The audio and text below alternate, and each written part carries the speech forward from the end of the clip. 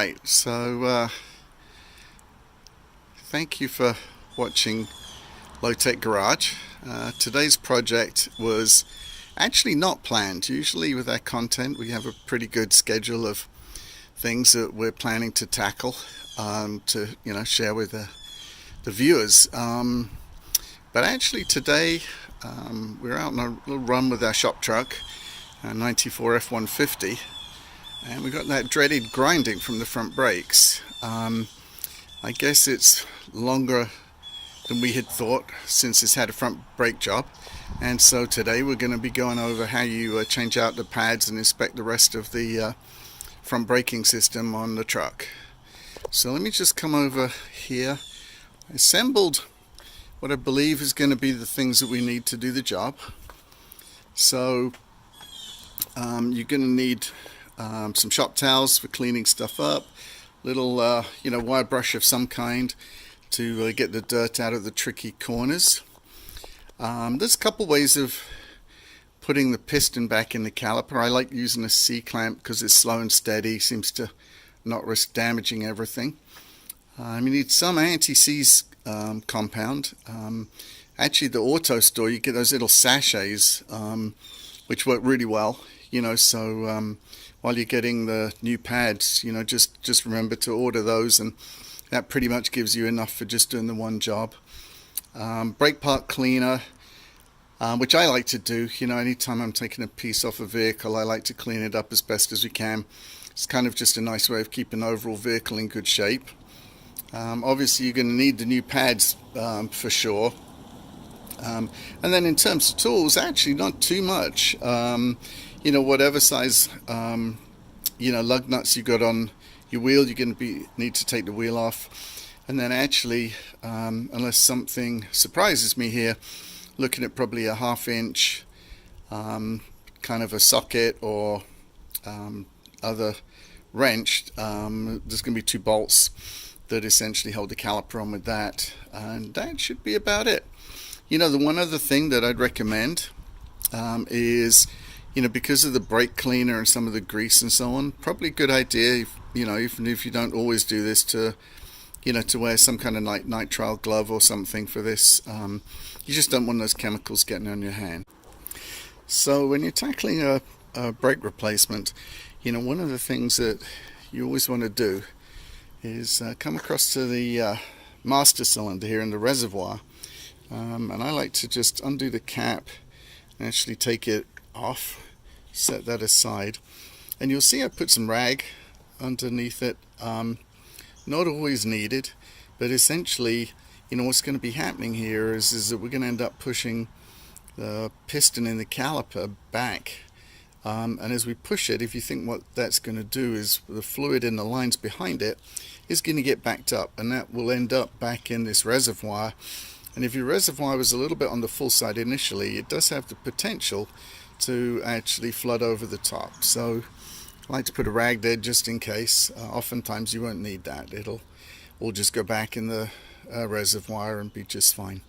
So just remember to do this as a first step before you actually start the process. Okay, and then once you've got that rag in place, next up is to start thinking about getting the wheel removed. If you have access to impact tools, then this step isn't necessary just yet. But if you're using manual tools, like I will actually for this job, remember to loosen off your lug nuts before you jack the vehicle up. So I'm going to go around now, just slightly loosen them on both front wheels, and then after that we'll be getting the vehicle jacked up, get some jack stands in place to keep it safe, and then come back to take a look at the caliper and see if we can figure out what's wrong. Alright, so this is the wheel off on the first side. Doing an initial inspection, the first thing I wanted to look at was the pad thickness, and on this side, you're going to basically want to look between the disc and that metal plate there. It looks like there's some left, but definitely ready for replacement on that one. And then we'll look at the back one in a minute. But the thing that I noticed was this.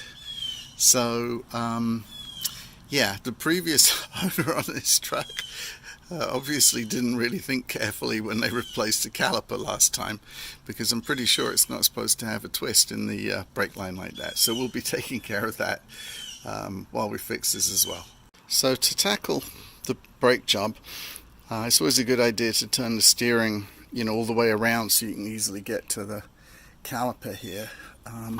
What I was just showing you, you can look at that brake line, and that does not look at all happy on full lock.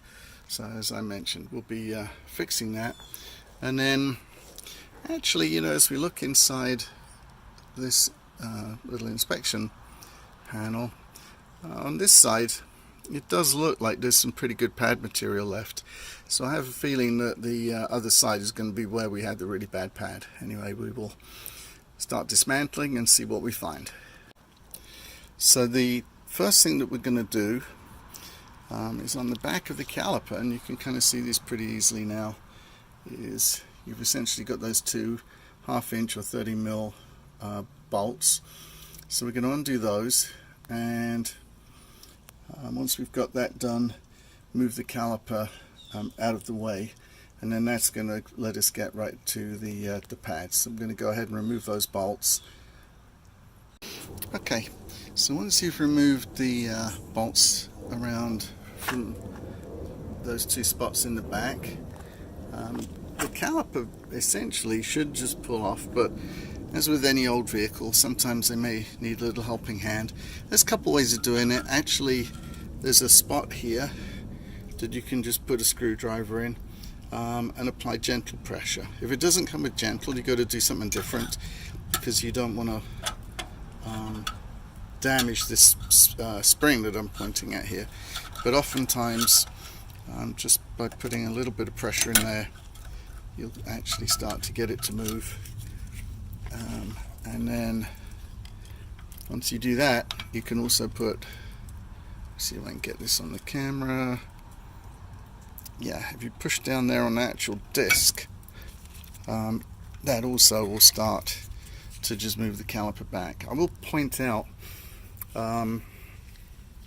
these springs are actually attached to the pad on this outside, and you can see they're kind of clipped in here. So these guys, need to actually separate from the caliper for it to come out as well. So you can see she's moving pretty good now.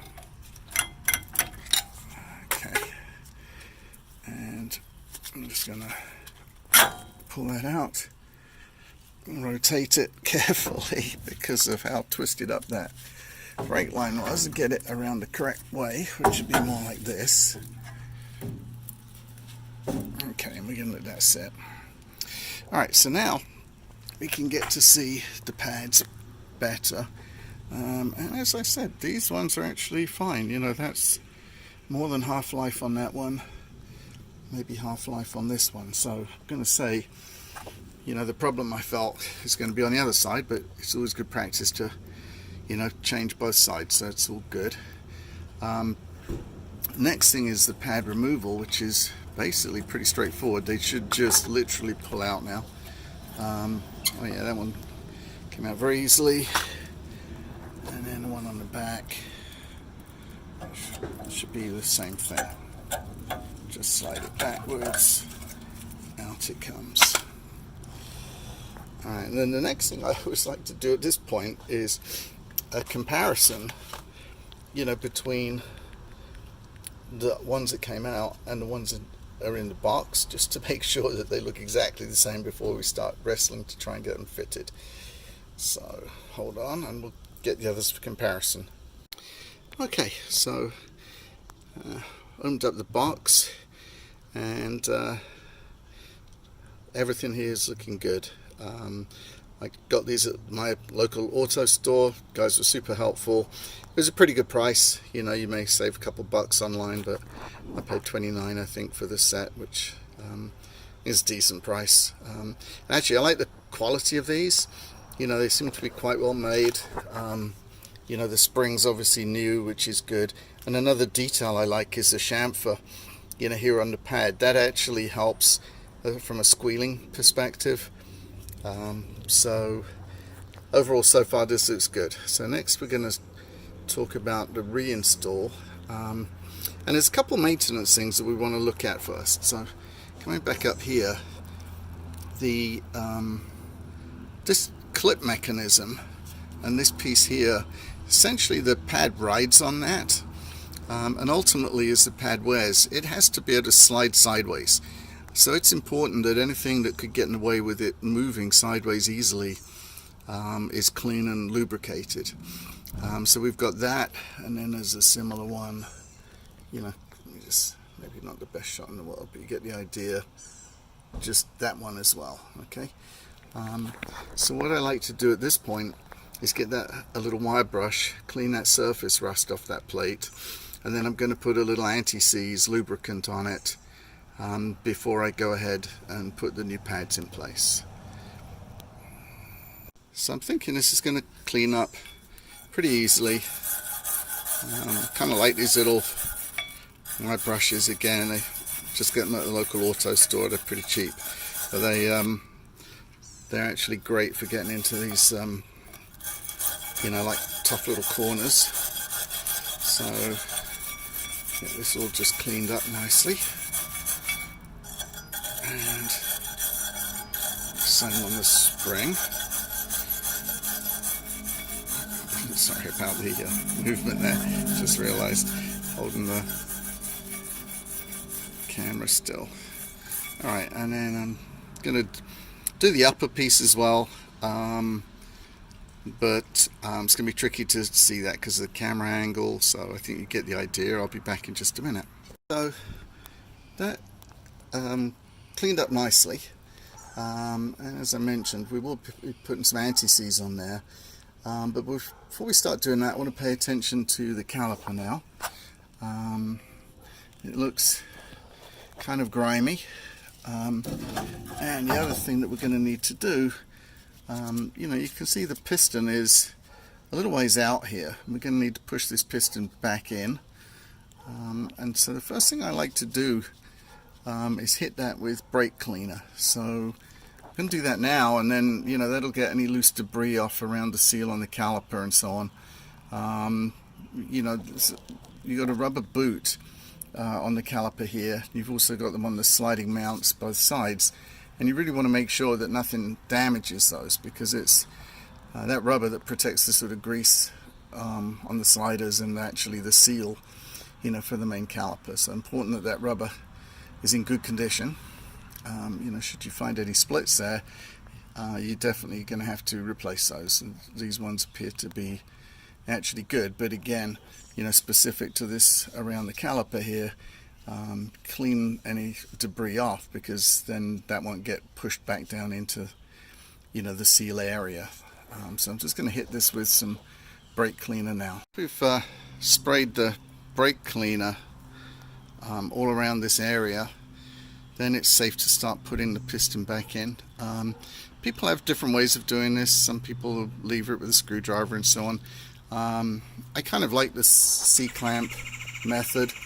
Put one of the old disc pads back in place here, set the C-clamp up like this, and then just as you, I don't know if I can do this with one hand without it moving, but you get the idea. As you tighten the clamp, it's going to just gently push this piston back in, and you know, it's got to go a reasonable way so that there's room for the, you know, to clear the new pads.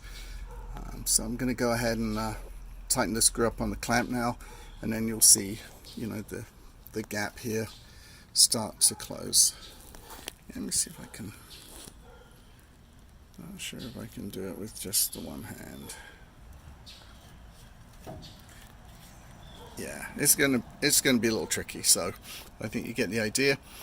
So I'm just going to go ahead and tighten that up, and then I'll be back shortly. So the next area we want to look at, after we've pushed the caliper in, you can kind of see how that's all the way in now. You don't want to really crush it, you just want it to be, as soon as you start feeling some resistance, stop, but it should look pretty much like that. The next thing you want to look at is these guys. So these are the pins that so this caliper is a design called a floating caliper.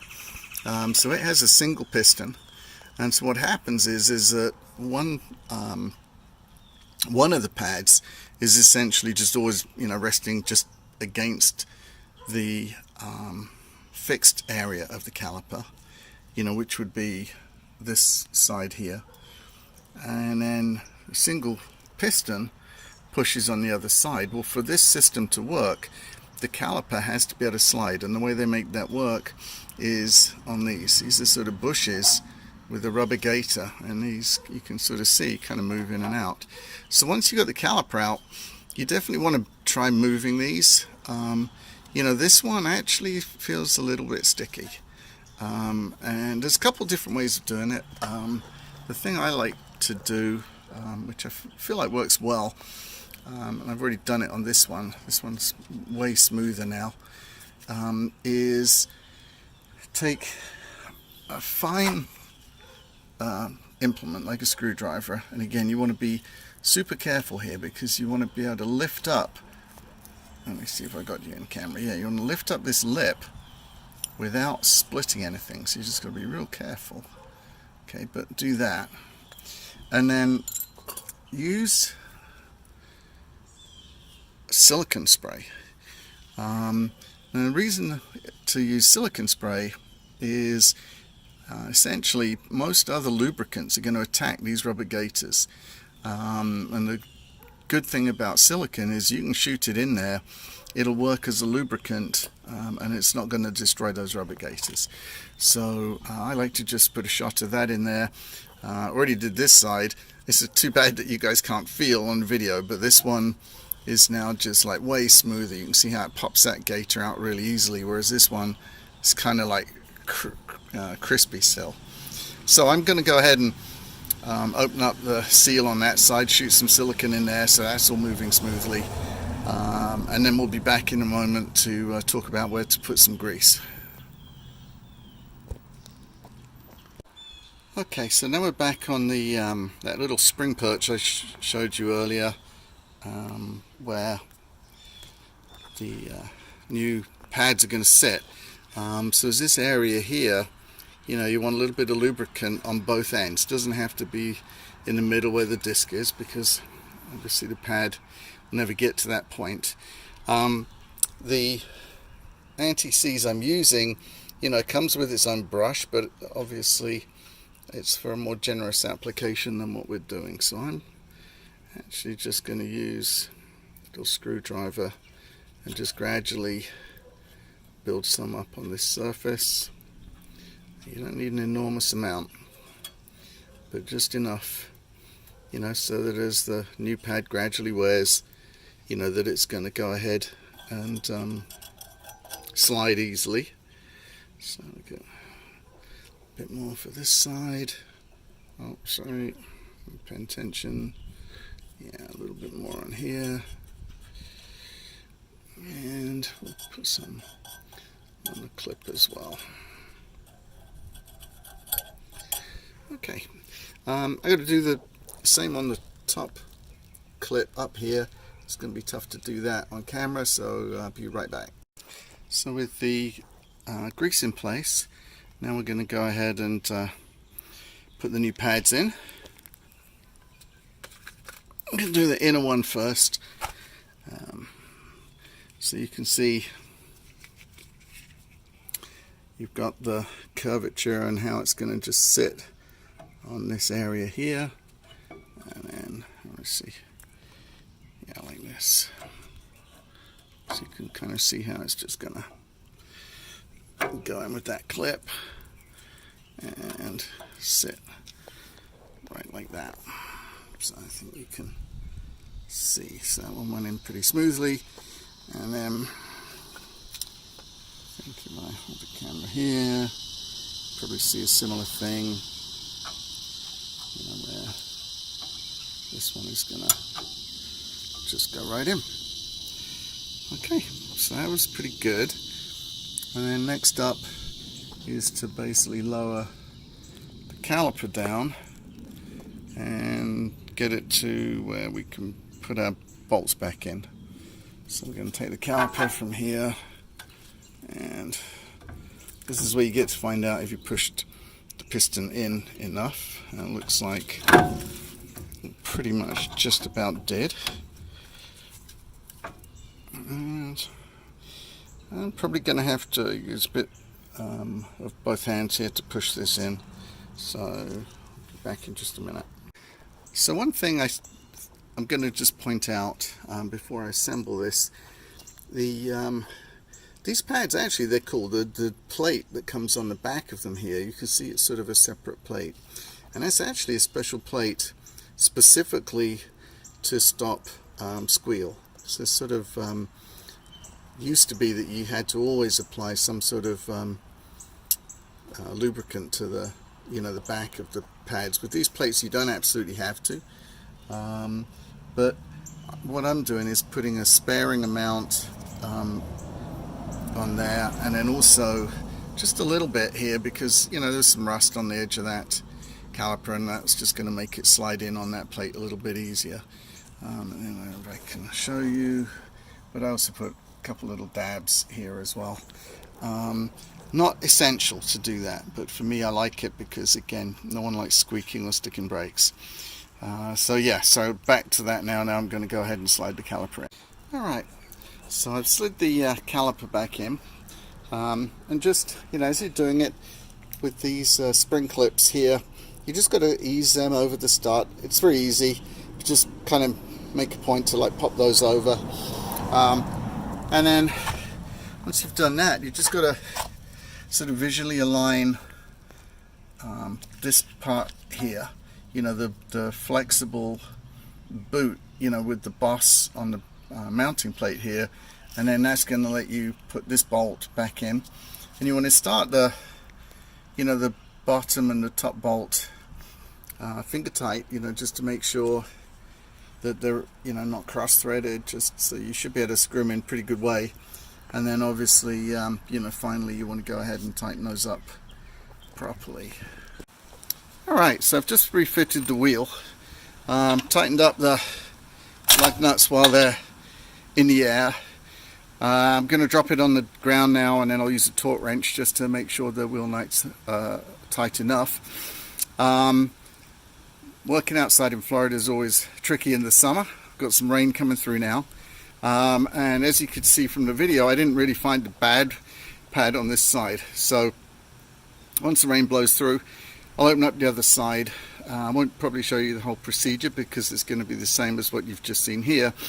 But what I will do is show you a bad pad that I'm expecting to find there, and how you can look at it and how it compares to a new one.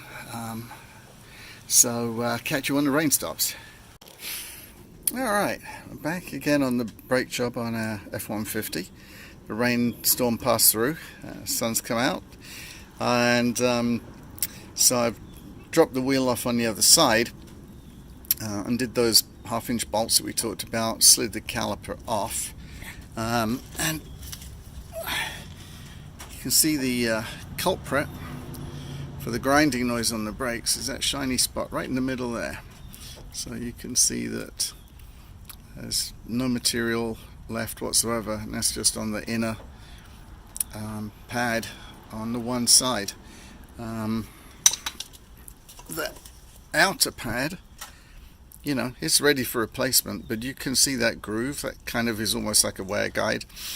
So this is probably half worn or thereabouts, but somewhere, somehow, with the something here hasn't been wearing evenly right, and this is probably down to what I was saying before, the importance of greasing the sliders for the caliper, and also the points that the shoes hang on. So I'm going to go ahead and replace this side as well, and that'll quieten things up. The good news is I caught it early, and so actually inspecting the inside of the disc, let's see if I can show you this. There's just a tiny little mark on that outer edge. Not sure if you can see that, but in the overall scheme of things, actually the disc's going to be just fine. So I caught it in time, so we can just go ahead and replace the pads. Okay, so So the job got more complex on this as we looked at this side. You can see this, there's a failure here on this seal. When that happens, debris and water gets in behind it, and it'll start damaging the bore and the outer face of this piston. You can get a seal kit, $7 or $8, that allows you to replace this and just pull the cylinder out, put the new seal in it, and put it back. I didn't want to gamble on that because this looks like this has been bad for a long time, and I think the chances are that the cylinder is probably in a shape where just a replacement seal wouldn't be a good fix. So I chose to go with the replacement caliper option. Always a good idea to do that on both sides. I'm just going to show you the replacement on this one. I mean, the good news is the caliper, the old one's off, and it will come with everything you see here, including some hardware. And the only thing that you have to do, let me just show you this, is here is where the fluid line connects, and it's kind of called a banjo bolt, and essentially it's a bolt that holds this block that the line is connected to here. It holds it into the caliper, but the bolt itself has holes in it that let the fluid go through, and either side of the bolt there's going to be a copper washer that works as a seal, and the kit that I get should have replacements for those. So the plan I'm going to use is to essentially mount the new caliper in place here, and then once the new one's in, I'm going to try a trick that I've used before. You take a piece of plastic, put it across the top of the master cylinder, and then put the cap on, and it stops, it should block the vent, and it'll slow up the amount of fluid that drains out. So I'm going to give that a try, and then we're going to undo the banjo bolt swiftly from this side, replace the copper washers, and bolt it into the new one. I think because of the fluid that's going to be flowing everywhere, I may just have to show you that done and point stuff out. So we're going to take a pause on the video for right now. Okay, so here's our new caliper, and I'll just point out a couple of things.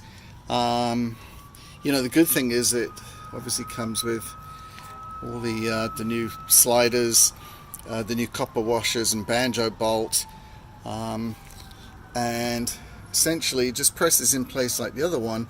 Just note that you want to push these sliders all the way back, when you're trying to put it in place, and then once you do that, kind of like I pointed out on the other side, you have to snap it underneath these two clips, and once you've done that, should be just fine. So that gets the caliper in place. Next, I'm going to put the new bolts in, and these were provided with the kit. So these go in here, and then we just have to see if we can move the caliper around just a little bit and line these up. The second one in down here, and we're going to put those in initially by hand, and then I'll tighten those up with a wrench. And then after that, we're going to be ready to do the removal of this banjo bolt, and take the old one out, and then quickly bring that block over here, put a washer either side of it, put the bolt in, and tighten it up as quick as we can to minimize the fluid loss. So you can see I've put a drain tray here to catch anything that we lose, because in the end there will be some fluid loss when you do this. Okay, so this is what I was saying about the plastic.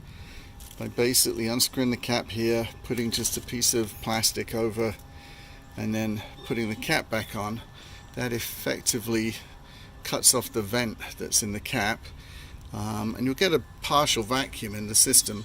Again, it doesn't stop the fluid coming out, but it should slow the rate. So now let's come back around to the wheel. So the new caliper's in. You can see here and here the two new bolts are in. We've got the new pads in as we did on the other side, so we're good to go. I've removed the new banjo bolt from here. This is it with the 2 copper washers on it. So next up is to remove the old one of these from the old caliper, and then sort of as quickly as I can assemble this around that block and put it back in and tighten it up to stop the fluid flow. So again, this is something that's going to be won't be able to show on the video, but I'll show you how it went. And you know, usually there's going to be some fluid spill, but that kind of comes with the territory. We'll talk about that you know, when I come back in a moment here. Okay, so the block, I cleaned it up a little bit with a wire brush before taking it off the old caliper, and now you can see it's installed with a copper washer on this side and actually one between it and the new caliper as well. And essentially once you crank that up, then there should be no longer any fluid coming out. As you can see though, you can see the shiny stuff here, so that, you know, it's pretty unavoidable that you're going to drip fluid over here. That's why it's a good idea to have a can of the brake cleaner around. Pretty much you can hit the whole assembly with that, and it's not going to hurt anything. It'll clean, you know, dirt and dust off, but also actually help get this brake fluid away, which is pretty aggressive and you know, can damage paint and eat other materials. So it's a good idea to give it a good wash down. In fact, I think we're going to do that right now. Alright, so I've got just, I'm not promoting this particular brand. I think they all work pretty much the same. Pick it up at your you know, local auto store, or I got to tell you, Walmart does a really great job on pricing on this kind of thing as well. So definitely worth shopping there for a good price.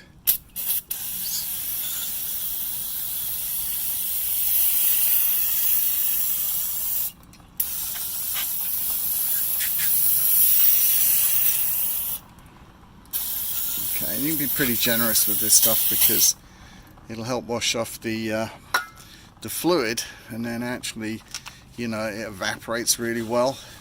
So just a very short time it'll all be dry again, and again it doesn't hurt anything you know, in the braking system.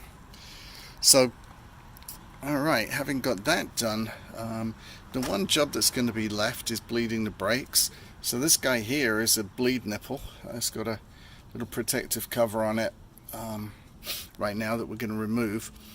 Hadn't necessarily planned this video to become a brake bleeding video as such, but I guess essentially you'll understand that the new caliper, there's a space behind the piston that was full of air. Now we're connecting this line up, so there's fluid coming in, but there's still air in this gap. So the point of bleeding is to have some kind of process where, you know, by pushing fluid in through here, you're going to push the air out of here to where there's no air left. So that's what we're trying to accomplish. There's multiple ways of doing it. There's different brake bleeding tools you can buy. I'm going to actually use a simple method today, which is just using a piece of 1/4-inch tube and putting it in a jar, but the jar has fluid in it. And again, important thing when you're doing this process of pumping fluid through is that on the, I'll say, the upstroke of the brake pedal, you must never let air get sucked back in, or else it negates what you're trying to do. So the idea of having a hose on here and then looping it down into a jar of fluid, essentially what will happen is as you press the brake pedal, air will, you know, be pushed down that tube. But actually, if it tries to suck anything back up, what it's going to do is try and suck fluid back up. So I'm going to give that a shot. It's kind of probably the simplest and most old school method, but that's what we're going to try here to get some brake pressure back on this side. Okay, so we get into bleeding process, and again, I'm not going to go into massive detail. For me, I'm just connecting up a rudimentary system here, so that I can bleed this by myself. Essentially I took a Gatorade bottle, popped a hole in the top of it, put some fluid in there, and you can see my line is underneath the level of the fluid. And then I'm going to take, the other end of the hose. I put a pretty clean cut across there, and then I'm just going to, push it firmly onto this nipple here. And now what this is going to allow me to do is go inside the truck and just the nipple, by the way, is slightly undone, so maybe not even a quarter turn, but just maybe an eighth. So we'll see how that goes. I may need to loosen it a little bit more, but then I think I'm gonna end up probably having to zip tie the line on here again, because I'm doing this by myself. Once that's done, I should be able to just go in the truck and just slowly, steadily pump the brake pedal. I've already made sure to overfill the master cylinder, so you need to make sure that that is overly full, and check it regularly so that it doesn't run out of fluid while you do this process. But what should happen is, as I'm pushing, the bubbles should start coming along this line and into the bottle here.